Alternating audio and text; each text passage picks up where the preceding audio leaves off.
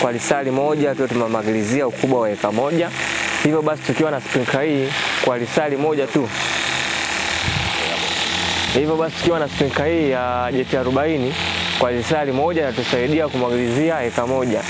Na hapa kama unavyoona ndivyo ninavyofanya kazi, na maji yake unavyoona yanatoka mazuri kabisa na mepesi.